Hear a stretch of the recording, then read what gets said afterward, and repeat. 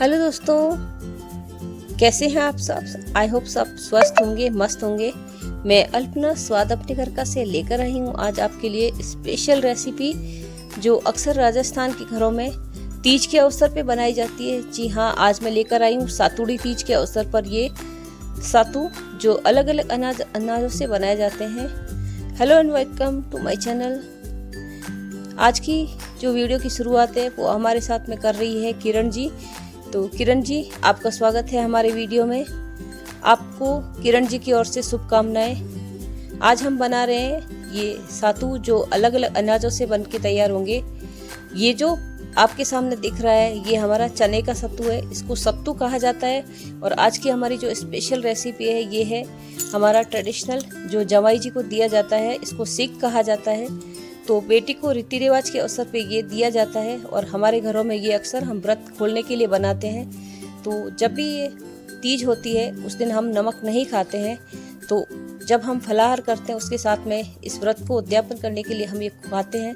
तो ये बनाया जा रहा है चावल के साथ में। अलग अलग नाप होता है हर चीज़ का। मैं आपको पूरे तरीके से बताऊंगी किस नाप से क्या बनता है। ये जो जवाई के लिए सातू बनाया जाता है ये बेटी के सुहाग के लिए बनाया जाता है। और ये एक बड़ा होता है सातू जिसकी मात्रा अलग अलग टाइम पे अलग अलग होती है। तो ये रीति रिवाज होते हैं हमारे और ट्रेडिशनल को फॉलो किया जाता है। स्पेशली राजस्थान में ये बहुत शुभ माना जाता है, जवाई जी को सीख दी जाती है। तो आज हम बनके बनाते हैं ये सातू। ये सुहागिन का सातू है, जब भी वो व्रत खोलती है तीज के अवसर पर पूजा के बाद में तो इसे खाया जाएगा। आज मैं बता रही हूँ आपको ये चने का सातू। तो चने को लाकर पीसा जाता है और उसके साथ में चीनी मिलाकर ये बनाया जाता है। तो अगर आपने 1 कटोरी चने का पाउडर लिया है तो उसके साथ में आपको 3/4% आपको लेनी होगी। आपको मतलब आपने 1 कटोरी लिया है तो 3/4 आपको चीनी लेनी होगी, तब उसकी एकदम बैलेंस रहेगी चीज़ें। इन दोनों को अच्छे से मिला लिया जाता है। अब हमारे यहाँ पे ये भी ट्रेडिशन है कि जब कन्या व्रत करती है तो वो गेहूं का सातू खाती है और जब सुहागिन व्रत करती है पहले 4 साल तो वो चने का सातू खाती है। इसको सातू ही कहा जाता है। कुछ लोग यहाँ पे सत्तू भी बोलते हैं। तो इसमें हम घी डालेंगे, थोड़ा थोड़ा करके घी मिलाना होता है। चने का जो ये सत्तू बनता है इसमें घी की मात्रा ज़्यादा होती है, ये फैल जाएगा। तो इसमें आपको घी की क्वांटिटी को सेट रखना बहुत ज़्यादा ज़रूरी है, नहीं तो ये फैल के ख़राब लगने लग जाता है। स्वाद तो वैसे भी होगा, ये देसी घी से बनाए जाते हैं तो बहुत ही स्वादिष्ट होते हैं। और अमूमन ये हमारे घर में जो बुजुर्ग महिलाएं होती है जिनको अनुभव होता है वही बनाते हैं। धीरे धीरे अगली पीढ़ी भी सीखती जाती है और आजकल तो मार्केट में भी बहुत इजीली मिल जाते हैं। तो लोग ये घर पे भी नहीं बनाना चाहते, जिस दिन व्रत होता है मार्केट से लेकर आ जाते हैं और व्रत खोल लेते हैं। पर मैं ये चाहती हूँ कि हमारी अगली पीढ़ी भी इस ट्रेडिशन को फॉलो करे और ये सीखती रहे। मैंने खुद ने भी सीखा है, मैं पिछले 4-5 साल से अपने लिए खुद ही बना रही हूँ। तो आज हमने ये सातू बनाए हैं मिलके। आज मैंने बहुत सारे सातू बनाए तो हम सब ने मिलकर ही बनाए इनको। तो आप देख सकते हो कुछ इस तरह से इसको बहुत टाइम तक मसला जाता है। तो पहला जो हमारा ये बन रहा है ये हमारे भगवान के भोग के लिए बन रहा है। तो इसको मैं लड्डू की तरह बनाकर भगवान जी के लिए रख दूँगी। और इस तरह देखा भी जा सकता है कि ये हमारा बंध रहा है नहीं बंध रहा है। तो इसको अलग रख दिया हमने, ये एकदम परफेक्ट हमारा सेट है। तो इस तरह से मसल के हम इसको दबाने वाले हैं ताकि हमारा जो ये सत्तू है सेट हो जाएगा।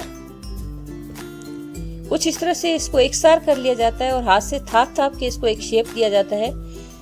जब आप इसको इस तरह से बनाएंगे तो बहुत ही अच्छा लगेगा और घर में भी एक रौनक लग जाती है। अक्सर हमारे घरों में जब भी ये हरियाली तीज आती है तो उस दिन अच्छी सी खुशबू आने लगती है घर में। जब भी सत्तू बनते हैं तो बहुत ही रौनक वाला माहौल हो जाता है। तो कुछ इस तरह से इसको हम शेप दिया जाता है, जैसे हम पहाड़ बनाते हैं उसी तरह से एक शेप दिया जाता है। इसको थोड़ा सा ऊपर रखा जाता है, जिस सीख जितनी ऊपर होती है जवाई का मान भी उतना ही ऊपर होता है। आप देख सकते हो ये थोड़ा सा पहाड़ की तरह बनाया जाता है। सातू के भी अलग अलग शेप लोग बनाते हैं आजकल, सीधा इसको थालकी में जमा भी देते हैं। पर अगर आप ट्रेडिशन को फॉलो करेंगे तो कुछ इस तरह से ये बनाया जाएगा। इसका एक परफेक्ट यही शेप होता है। तो हम बेटी को मान को ऊपर रखने के लिए इसको थोड़ा सा ऊपर रखते हैं हाइट में।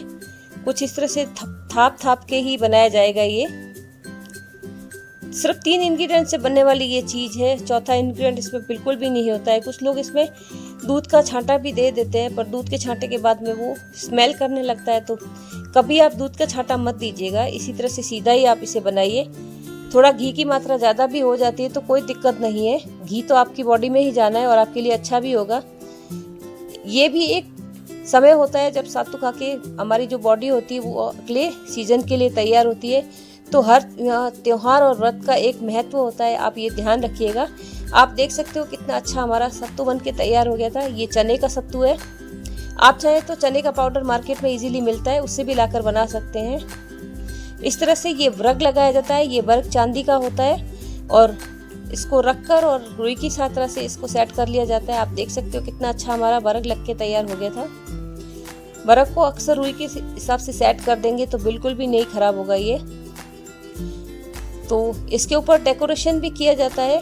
बीकानेर में जो डेकोरेशन होता है थोड़ा अलग टाइप का होता है और जोधपुर साइड में जो डेकोरेशन होता है वो अलग टाइप का होता है। और आजकल तो आपने अगर चेक किया हो यूट्यूब या गूगल पे, तो सातू पे भी पूरी जैसे डिज़ाइंस बनती है वैसी बना दी जाती है। गौरी पूजा की, महादेव की फ़ोटो और साथिया बनाया जाता है। तो इस तरह से बहुत सी आजकल ट्रेडिशन होने लगी है चीज़ें। और कुछ लोग ऐसा करते हैं, उनको अच्छा लगता है और देखने में भी अच्छा लगता है, और अगर किसी को गिफ्ट भी करते हैं तो वो बहुत ही अच्छा लगता है। आज हम एकदम ट्रेडिशनल तरीके से इसको सेट करने वाले हैं। तो हमने काजू को आधा पार्ट में काट के इस तरह से सेट किया है और इसके ऊपर हमने रंग की सहायता से ये बिंदिया लगाई है जिसमें केसर भी मिला हुआ है। तो बहुत अच्छी खुशबू आ रही है हमारी।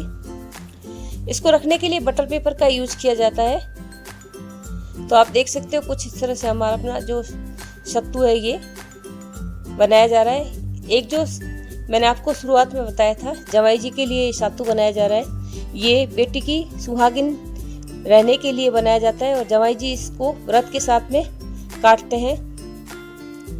कुछ इस तरह से सीख को भी उसी दिन खाया जाता है जब बेटी अपना सत्तू परासती है, तो उसी के साथ में जवाई भी अपना सत्तू परासते हैं। तो जवाई के लिए भी ससुराल से सत्तू जाया जाता है। उसी ट्रेडिशन को हम भी फॉलो कर रहे हैं। तो ये चावल का सत्तू है। चावल की भी मात्रा में, जैसे चने में 3/4 ली थी, पर चावल में बराबर ही चीनी ली जाती है। अगर आपने 1 किलो चावल का आटा लिया है तो आपको 1 किलो ही चीनी लेनी होगी। ये चावल का आटा, चावल को धोकर, सुखाकर और फिर उसको सेक कर पीसा जाता है और अमूमन ये मार्केट में मिल जाता है आजकल। तो हमने मार्केट से मंगवाया है इसे। यहाँ मैंने 2 किलो चावल का आटा लिया है, उसके साथ में 2 किलो ही चीनी ली है। हमने एकदम तौल के लिया है सब सारा। तो इसमें भी हम घी को गर्म करके डाल रहे हैं। थोड़ा थोड़ा करके अच्छे से मिलाएंगे और इसको मसलेंगे साथ में।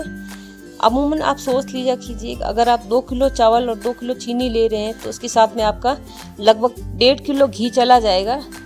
और अगर थोड़ा सा भी ज़्यादा हुआ तो यहाँ पे आप लगभग 250 ग्राम घी और जा सकता है। तो आपका जो पूरा बेस बन के तैयार होगा 5.5-6 किलो का आपका ये सत्तू बन के तैयार हो जाएगा, जिसे सीख कहा जाता है। इसके साथ में ही 2 से 3 किलो ड्राई फ्रूट्स भी डाले जाते हैं। तो आप देख सकते हैं इसको किरण जी इस तरह से मसल के बना रहे हैं। अपने आप में ये जो सीख बनती है बहुत भारी काम है। आप इसे इजीली नहीं बना सकते हैं। जो अनुभवी लोग हैं उसे वही बना सकते हैं। तो आज की हमारी जो सीख बना रही है वो किरण जी ही बना रही है। तो इस तरह से इसको थाप के सेट कर लिया जाता है। जब भी आप इतनी बड़ी सीख बनाते हो तो इसको बनाना भी एक टास्क ही है। इस तरह से सेट करके बनाया जाता है।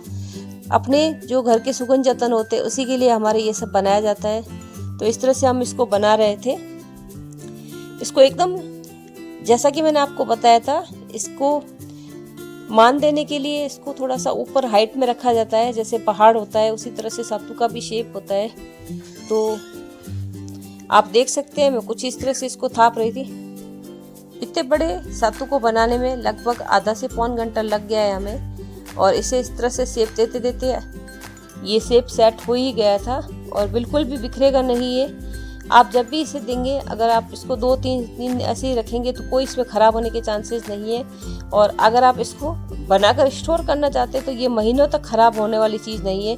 आप इसे आराम से खा सकते हैं। तो हमारे यहाँ पे ये जो सीख दी जाती है ये परिवार में बांटी जाती है। ये भी एक ससुराल से आया हुआ सम्मान होता है जमाई का। तो इस तरह से इसके परासने के बाद में ये परिवार में बांटी जाती है, इसीलिए बड़ी बनाई जाती है। तो कुछ इस तरह से ये हमारी सीख बन के तैयार हो गई थी। इसके ऊपर भी चांदी का बरक लगाया जाता है। पूरी इसे चांदी के बरक से हमने पैक की थी ताकि देखने में भी अच्छी लगती है और इस तरह से प्रेजेंटेबल होती है कोई चीज़ तो बहुत ही अच्छी लगती है। ये प्राचीन काल से चली आ रही प्रथा है, तो उसी को हम निभा रहे हैं। तो इस तरह से हमने सेट कर लिया था। कुछ डेकोरेशन भी इसके ऊपर होते हैं, हम ट्रेडिशनल डेकोरेशन कर रहे हैं। तो आप देख सकते हो हमने यहाँ पे बादाम लगा दिए थे और जो केसर की बिंदियाँ लगाई वो भी बहुत अच्छी लग रही है। इसके साथ में ही एक झंडा जाता है जो शादी के शुरुआती 2 या 3 साल तक दिया जाता है। बाद में हम यहाँ पे एक चांदी का सिक्का लगाएंगे। आप चाहें तो यहाँ पे आप जितना देना चाहें बेटी को उतना दे सकते हैं। कुछ लोग यहाँ पे चांदी का प्याला भी रखते हैं। तो इस तरह से हमारी ये सिक प्रिपेयर हो जाती है। आप देख सकते हो कितनी अच्छी सी डिज़ाइन बन के तैयार हो रही थी। आजकल लोग बहुत तरीके से सजाते हैं, कलात्मकता अपनी दिखाते हैं सिक और सातों में। तो आप जैसे चाहें उसको डिज़ाइन दे सकते हैं। बहुत ही अच्छी चीज़ है ये और खाने में भी उतनी स्वादिष्ट होती है। अगर आप इसको एक बार बनाएंगे तो बार बार बना के खाएंगे। और इन दिनों में ये बहुत ज़्यादा स्वाद लगते हैं। अक्सर जब सातू बनते थे जब मेरे बचपन में, तो हम साइड में बैठ जाया करते थे। मम्मी हमारी एक टुकड़ा कहती थी जूठन नहीं करनी है, पूजा से पहले हम बिल्कुल जूठा नहीं करेंगे। तो हम ऐसे तरसते रहते थे पर बिल्कुल मम्मी नहीं देती थी। उस समय ऐसा लगता था मिल जाए तो खा ले जल्दी से। पर आजकल अब ऐसा नहीं है बिल्कुल भी। अलग से हम खाने के लिए अलग से ही बना लेते हैं, पूजन का अलग रखते हैं। तो कुछ इस तरह से हमने इसको सेट कर लेना है। डेकोरेशन के लिए थोड़ा सा टाइम लगता है नो डाउट, क्योंकि ये बहुत मेहनत का काम है। आप समझेंगे एक एक बादाम को काट के इस तरह से लगाया जाता है तो टाइम लगता है। अगर आप यहाँ तक मेरे साथ में बने रहे हैं तो मेरे चैनल को सब्सक्राइब कीजिएगा। मैं ऐसी ट्रेडिशनल बातें आपको बताती रहूँगी और कुछ ट्रेडिशनल रेसिपीज़ में मैं लाती रहूँगी राजस्थान की जो प्राचीन हमारी परंपराएं हैं। तो इस तरह से ये हमारी सातू तैयार हो गई थी। और आप अगर मेरे चैनल को सब्सक्राइब करेंगे और बेल आइकन प्रेस करेंगे तो आपको नोटिफिकेशन मिल सकता है मेरे आगे आने वाली रेसिपीज़ का। और अभी यूट्यूब पे हाइप का ऑप्शन चल रहा है तो आप मुझे हाइप कीजिएगा ताकि मैं अपनी रेसिपी को आगे ले जा सकूं और इस तरह के परंपरा को भी निर्वहन कर सकूं।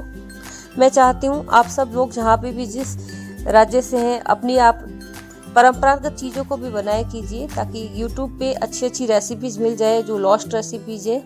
इसी सीरीज़ में आज की ये मेरी रेसिपी है। मैं चाहती हूँ लोग इस सातू को भी राजस्थान में नए जो लोग आ रहे हैं वो बनाए, हमारे बच्चे हैं उन चीज़ों को सीखें। तो गेहूँ, चावल और चने के सातू बनाए जाते हैं। तो ये हमारा सातू बन के प्रिपेयर हो गया था। हमने इसे काजू से और बादाम से सजाया। उसके साथ में मैं आपके ड्राई फ्रूट्स और सब चीज़ें जाएगी हमारी।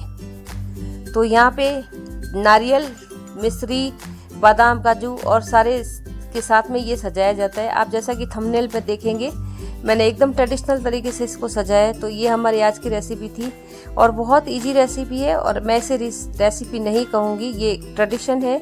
Thanks for watching. आप मेरे साथ में बने रहिएगा। चैनल को सब्सक्राइब कीजिए, लाइक कीजिए, शेयर कीजिए अपने दोस्तों के साथ में। थैंक यू सो मच बने रहने के लिए।